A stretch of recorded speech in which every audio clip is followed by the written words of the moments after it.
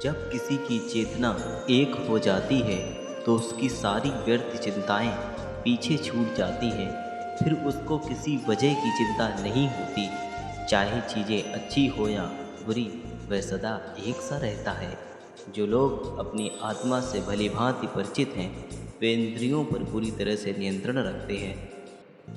मन को शिक्षित कर मनुष्य अपने सोचने के तरीके बदल सकता है और कोई भी कदम उठाना सीख सकता है। यह योग का केंद्रित सिद्धांत है। संसार में जीवित रहने के लिए कर्म करते रहना चाहिए। अपने कर्तव्यों से दूर रहकर कर्म से बचने की कोशिश नहीं करनी चाहिए।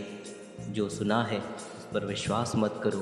कुछ लोग अपने विवेक से मुझे अपना बनाते हैं, कुछ लोग ज्ञान से, कुछ लोग कर्म से, कुछ लोग योग से। तुम मुझे किस रूप में प्राप्त करना चाहते हो, ये पूरी तरह तुम्हारे ऊपर है। तुम मुझे जिस रूप में बुलाओगे, मैं उस रूप में हाजिर हो जाऊंगा।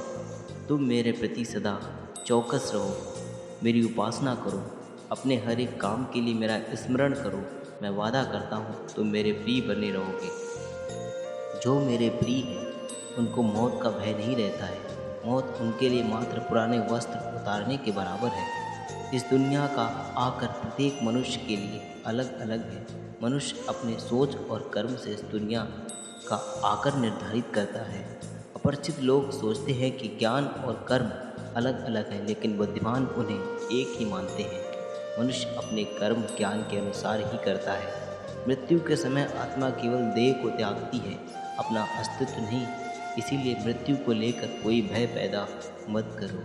गीता का सार यह है कि प्रत्येक प्राणी में विराजित ईश्वर को देखो और उसके अनुसार अपने कर्म करो। जब मनुष्य सांसारिक विषयों के बारे में सोचता है तो आसक्ति आ जाती है।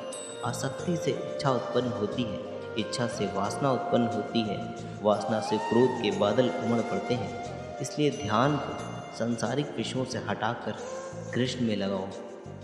जिसका कर्म सात्विक है उसका निर्णय बेहतर होगा और वह मनुष्य परिणाम को लेकर भावनाओं में नहीं उलझता। केवल इच्छाओं को वश में करने से काम नहीं चलेगा, स्वामित्व और अहंकार को भी वश में करना होगा।